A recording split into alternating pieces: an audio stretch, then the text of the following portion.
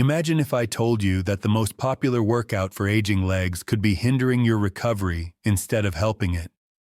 Being a surgeon, I witness it on a daily basis. Cold feet, swelling, burning pain, and falls still occur even when people walk religiously, elevate their legs, and use compression socks. The terrifying part comes next. Pain isn't the only symptom of poor circulation.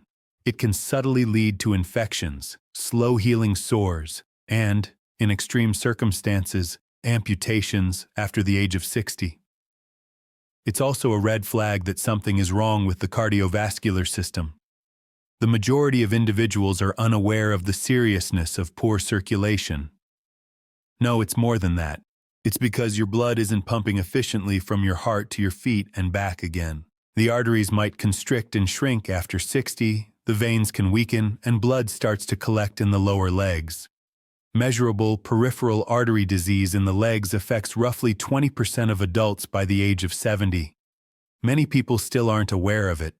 For that reason, doctors don't take chances with this. We observe the consequences of delayed circulation restoration. Swellings transform into sores, balance slips, then a precipitous drop begins with a single fall. Let me tell you the good news. Counting steps is not a part of rehabilitation. The technique is based on a series of coordinated motions that physically return blood to the heart. The solution is surprisingly easy to implement if you figure out which muscle is responsible for the pump. Finally, and most importantly, because your perspective on exercise after 60 will completely change once you grasp the science behind it. The ability to walk well at 80 years of age or needing a cane at 70 years of age may depend on this. The second of the 5 movements is the seated ankle pump, which activates the heart and calf muscles. Let's begin with this one. The 5th movement of our countdown begins now. This one appears to be overly simplistic to be significant.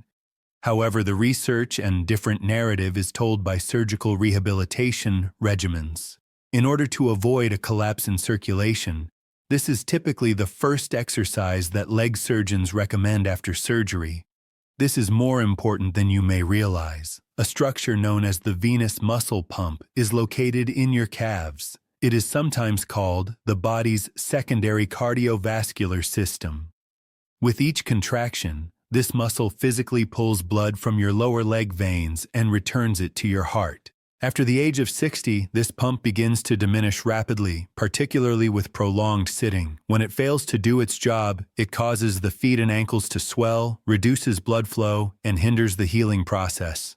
Simple ankle pumping, according to clinical research in vascular rehabilitation, can greatly enhance venous return and decrease edema in the lower legs of elderly persons, regardless of whether they are standing or walking, even when they are not. Consistency and careful movement, rather than intensity, are the keys. Prop your feet flat on the floor while you sit in a chair for this to be done properly. Keep your heels down and your toes lifted toward your shins. Next, plant your toes firmly on the floor and, as if pressing down on a gas pedal, raise your heels. It's been said before. Take your time and be careful. Do 20-30 repetitions twice or thrice daily. The task at hand is within your capabilities. When seated at the table, in front of the television, or reading, when you do this, you'll engage your pumping action, which becomes weaker when you walk alone after the age of 60. Momentum is the key to walking. Ankle pumps are devices that systematically contract to expel blood that has become stagnant in the lower legs. That implies your feet will be warmer, there will be less edema, and less strain on your veins. There are few things more if you are unable to move due to discomfort, imbalance, or exhaustion, the safest methods to start boosting circulation. However, ankle pumps just activate the mechanism. After that, you'll want to work on strengthening the muscle that prevents blood from dripping back down. At that point, alterations in circulation become noticeable. The 4th movement is the seated venous return lift, which is a variation on the seated leg extension. Also, if you believe that sitting down entails this, You're going to be amazed by the simplicity of this one. The Archives of Physical Medicine and Rehabilitation released a study in 2024 that indicated that sitting leg lifts with light resistance increased walking speed by 28% and stair climbing ability by 45% in only 8 weeks for persons over the age of 60. Few appreciate the significance of those figures. The fitness level is only one factor in walking speed. In fact, it is the 6th vital indicator that doctors use, for the simple reason that a reduced gait speed is associated with an increased risk of falling, diminished autonomy, and a reduced life expectancy. This workout is effective even when walking isn't. While simultaneously engaging your hip flexors and quadriceps, seated leg lifts also put your core through its paces. When you stand up, take the stairs, or get out of a chair, these are the very muscles that strive to maintain your leg muscles engaged. But conventional walking seldom tests their limits enough to slow down the aging process. Corresponding decrease. Muscle contractions have a dual purpose: increasing strength and decreasing blood pooling in the legs by squeezing the large veins in the leg and returning it to the heart. Proper posture includes sitting up straight in a strong chair, pressing your back against the seat and placing both feet flat on the floor. Raising one leg slowly, maintaining the knee as straight as you can, extended in front of you. Keep for a few of minutes, seconds, and then carefully lower yourself such that your foot does not drop. Just one rep. Complete 10-15 repetitions on one leg before switching. Posture is the detail that usually goes unnoticed. Supporting your weight with your back against the chair stops you from moving forward and makes you use your core muscles. That is the source of the advantage to circulation. Add a little resistance as you go along. Use a resistance band or ankle weights. Little changes like 1 or 2 pounds add up. Any age group can benefit from progressive resistance training, although studies have shown that older persons typically see greater gains due to a lower starting point. When compared to using just an ankle pump, this motion has many benefits, including less stiffness, better walking tolerance, and stronger muscles in the upper legs that transport blood throughout the body.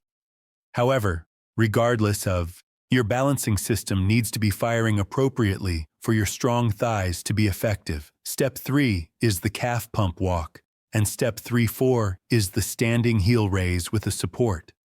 Although doctors seldom examine this particular muscle group, it is frequently the initial cause of a senior's loss of autonomy. This startled even the most seasoned academics who had examined aging data before. An influential study that the National Institute on Aging referenced indicated that calf strength is among the best indicators of whether a person over the age of 60 continues to live independently.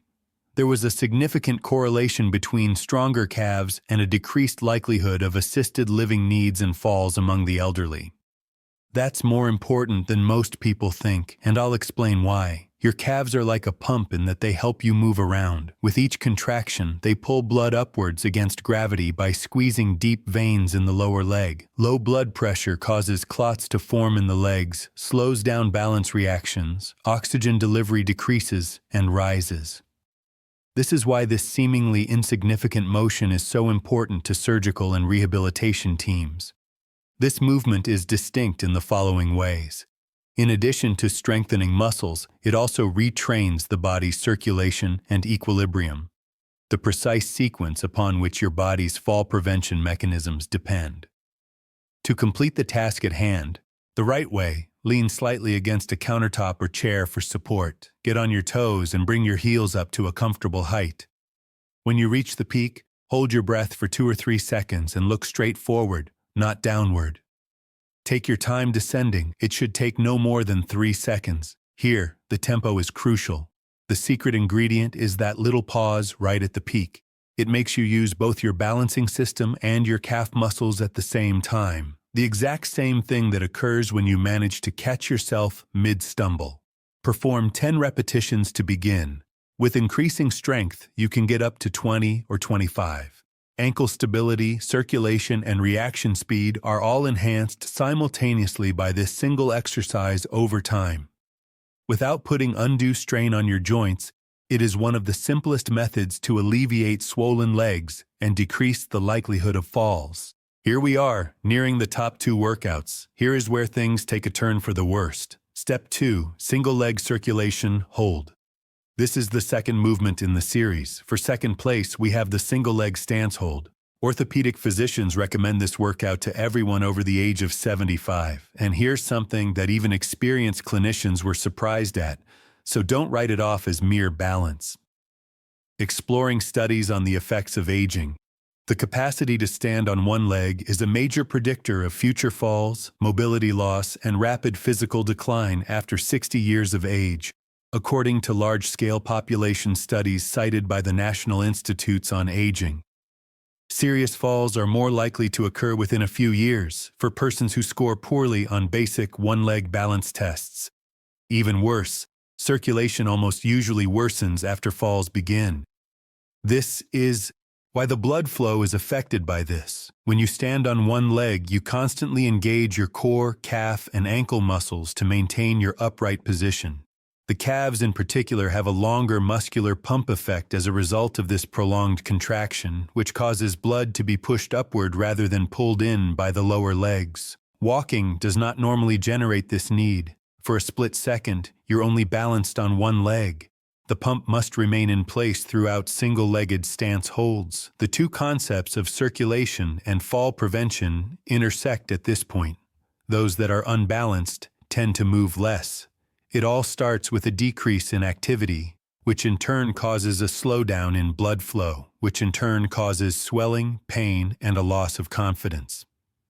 The correct way to do this is as follows.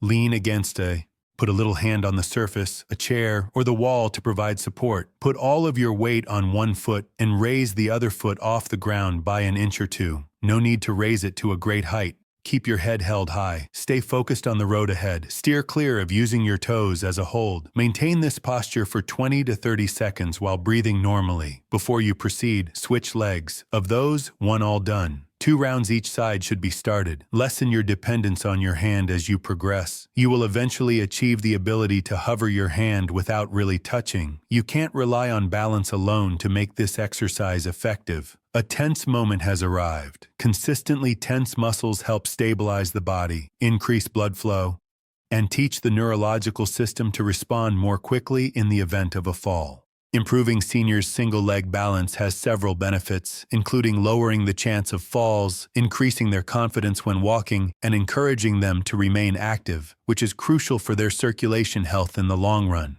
This is the main restriction, though. You stay upright thanks to balance. Restoring blood flow is not accomplished only by it. That can only be accomplished with the most advanced calf pump now available, the kind that surgeons use all over the world. People in recovery depend on the most. This is it, the time you've been anticipating. Calf pump hold while standing is the first movement. The first movement is the standing calf pump hold, which takes the top rank. After you learn how this motion works inside your legs, you'll understand why it's prescribed by surgeons all over the globe as a treatment to restore blood flow after the age of 60. It is the action that I hinted about earlier. Even seasoned surgeons evaluating data from vascular rehabilitation clinics around the world on long-term healing were astonished by this.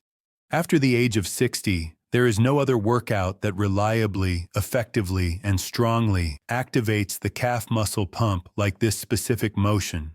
Without the use of medication, equipment, or impact, this is the simplest method to redirect blood flow from the lower legs to the heart. Allow me to explain. Legs are more than just muscles. Here we have pressure pumps. By flexing and squeezing the deep veins in your lower thighs, those muscles actively lift your blood against gravity while you stand on your toes and maintain the position. What differentiates it is the hold. It prevents pooling, swelling, and slow return flow by keeping the pump working for an adequate amount of time. Strolling won't accomplish this. The system is prepared with ankle pumps. Holding a heel up moves blood and keeps it going, but a single leg stance teaches control. Surgeons depend on it the most because of this. Let me show you the right way to do it. Use a chair or countertop as a prop and a light grip to keep yourself steady. Spread your toes wide. Gradually shift your weight to the balls of your feet and slowly raise your comfortable high heels. At this point, stop. Keep your head up, breathe normally, and hold for 3 to 5 seconds. Take your time descending. It should take no more than 3 seconds. It's been said before. Begin with 8 to 10 repetitions. Gradually, go up to 15 or 20 while maintaining control. The hold is crucial in this case. There is where all the magic takes place. In addition to retraining the muscles your body uses to catch itself when you fall, this prolonged contraction promotes venous return, decreases edema, and keeps the calf pump completely engaged.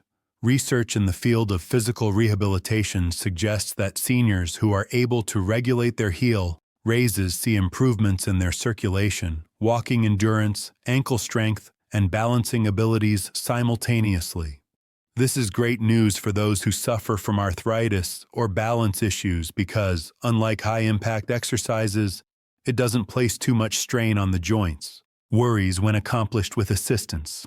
And with that, I leave you. To help patients regain mobility after surgery, minimize swelling, and increase blood flow, 5 exercises are recommended by surgeons. I love walking. I think you ought to continue. However, important gaps are left when one walks alone. It doesn't effectively trigger the pumps in your muscles that drain blood from your legs or hone the mechanisms that control stability and avoid falls. For those missing pieces, here are 5 moves. Plus, you won't need a gym membership and may do them in the comfort of your own home. They just take 15 minutes a day. We are now waiting for your response.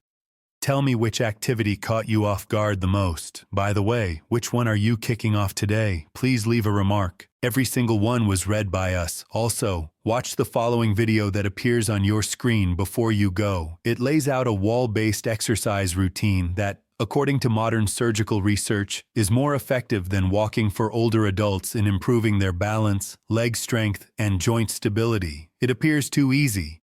Therefore, most people pass it by. Yet when executed properly, the results are stunning. View that after this. From here on out, it might affect how you exercise your legs. Moving forward, I appreciate you tuning in. I